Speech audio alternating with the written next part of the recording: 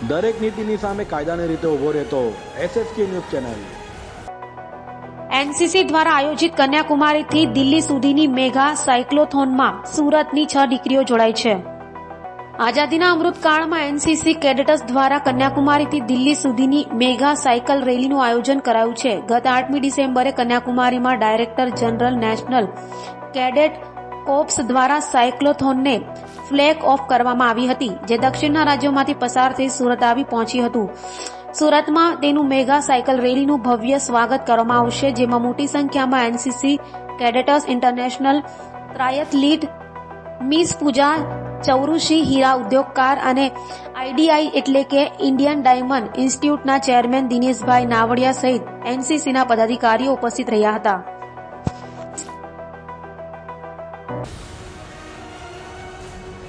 દરેક નીતિની સામે કાયદાની રીતે ઊભો રહેતો SSK ન્યૂઝ ચેનલ।